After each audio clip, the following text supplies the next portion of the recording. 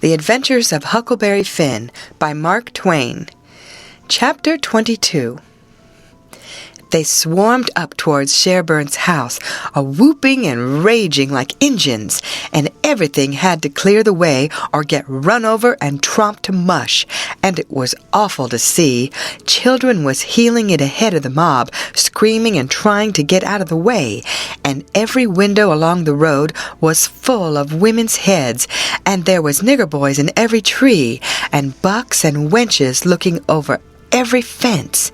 And as soon as the mob would get nearly to them, they would break and scattle back out of reach.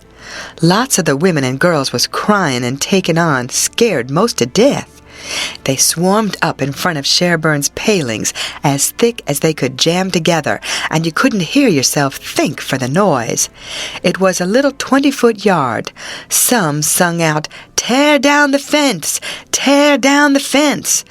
Then there was a racket of ripping and tearing and smashing, and down she goes, and the front wall of the crowd begins to roll in like a wave.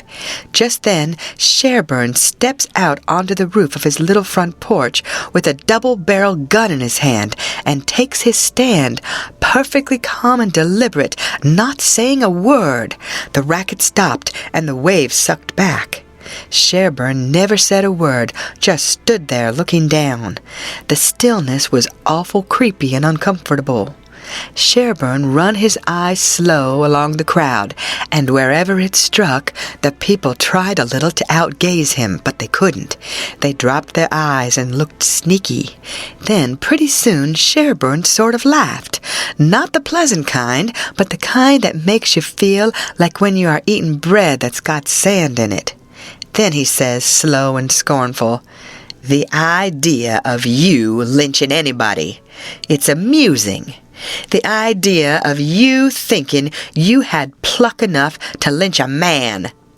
Because you're brave enough to tar and feather poor, friendless, cast-out women that come along here. Did that make you think you had grit enough to lay your hands on a man? Why, a man's safe in the hands of 10,000 of your kind, as long as it's daytime and you're not behind him. Do I know you? I know you clear through was born and raised in the South, and I've lived in the North. So I know the average all around. The average man's a coward. In the North, he lets anybody walk over him that wants to, and goes home and prays for a humble spirit to bear it. In the South, one man all by himself has stopped a stage full of men in the daytime and robbed the lot. Your newspapers call you a brave people so much that you think you are braver than any other people, whereas you're just as brave and no braver. Why don't your juries hang murderers? Because they're afraid the man's friends will shoot them in the back in the dark, and it's just what they would do. So they always acquit. And then a man goes in the night with 100 masked cowards at his back and lynches the rascal. Your mistake is that you didn't bring a man with you. That's one mistake, and the other is that you didn't come in the dark and fetch your masks. You brought part of a man, Buck Harkness, there, and if you hadn't had him to start you, you'd have taken it out in blowing. You didn't want to come. The average man don't like trouble and danger. You don't like trouble and danger. But if only half a man like Buck Harkness there shouts, "Lynch him! Lynch him!" you're afraid to back down, afraid you'll be found out to be what you are, cowards. And so you raise a yell and hang yourselves onto that half a man's coattail and come raging up here, swearing what big things you're going to do. The pitifulest thing out is a mob. That's what any army is, a mob. They don't fight with courage that's born in them, but with courage that's borrowed from their mass and from their officers. But a mob without any man at the head of it is beneath pitifulness. Now the thing for you to do is to droop your tails and go home and crawl in a hole. If any real lynching's going to be done, it will be done in the dark, Southern fashion. And when they come, they'll bring their masks and fetch a man along. Now leave, and take your half a man with you. tossing his gun up across his left arm and cocking it when he says this. The crowd washed back sudden and then broke all apart and went tearing off every which way, and Buck Harkness, he heeled it after them, looking tolerable cheap. I could have stayed if I wanted to, but I didn't want to. I went to the circus and loafed around the backside till the watchman went by, and then dived in under the tent.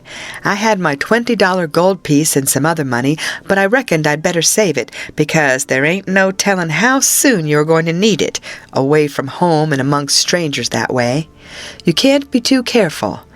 I ain't opposed to spending money on circuses when there ain't no other way, but there ain't no use in wasting it on them. It was a real bully circus. It was the splendidest sight that ever was, when they all come riding in 2 and 2, a gentleman and lady side by side, the men just in their drawers and undershirts, and no shoes nor stirrups, and resting their hands on their thighs easy and comfortable.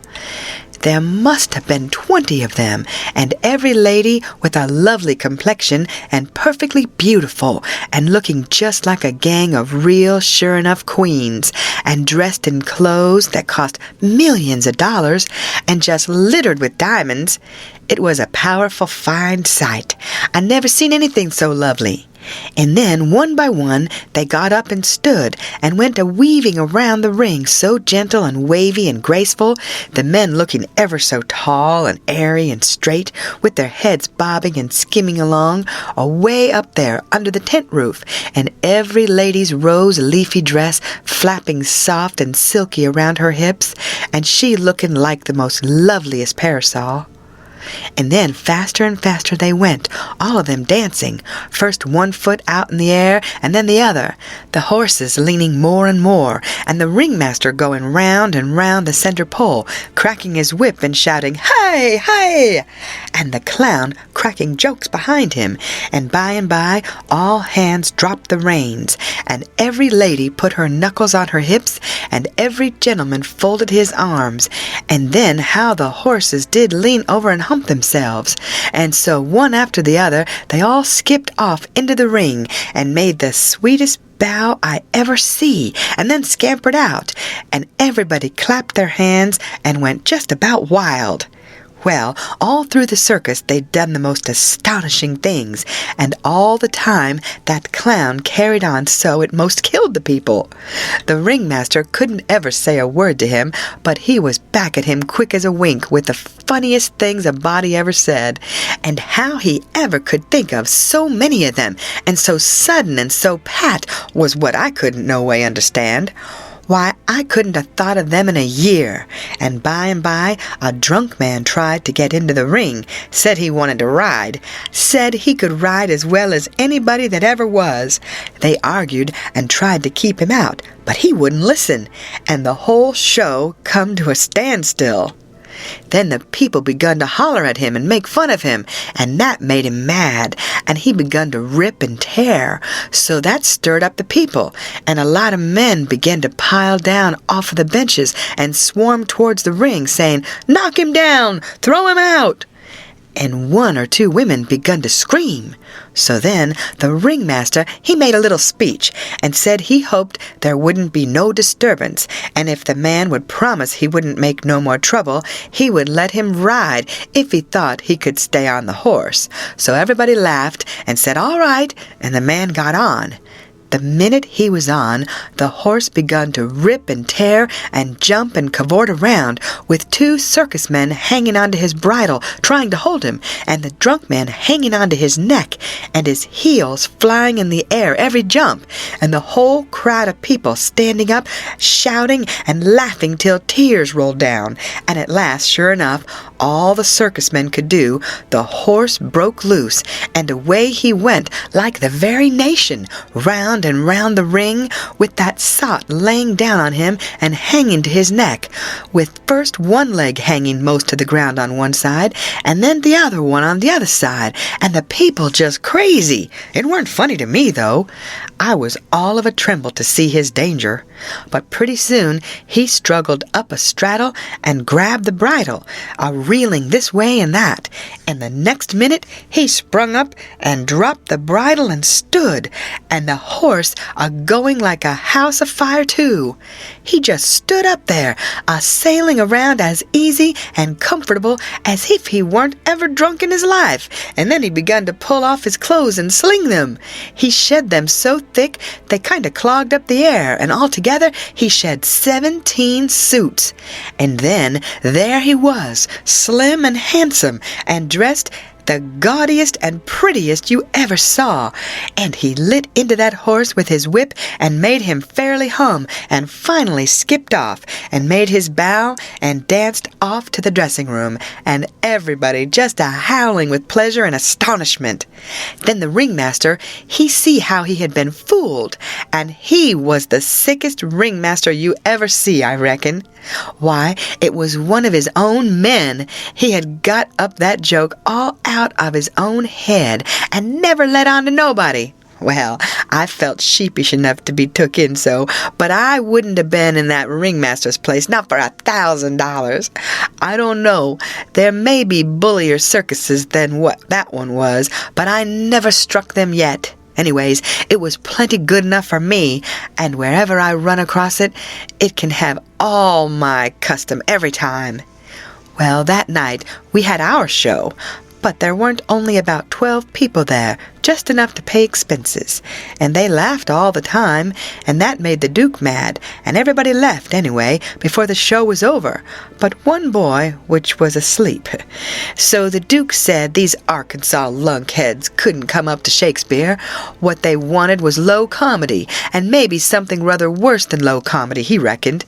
He said he could size their style, so next morning he got some big sheets of wrapping paper and some black paint and drawed off some handbills and stuck them up all over the village. The bills said, "At the courthouse, for 3 nights only, the world-renowned tragedians, David Garrick the Younger and Edmund Kean the Elder, of the London and Continental theatres, in their thrilling tragedy of the King's Camelopard or the Royal Nonsuch. Admission 50 cents. Then at the bottom was the biggest line of all, which said, "Ladies and children not admitted." "There," says he, "if that line don't fetch them, I don't know Arkansas." End of chapter.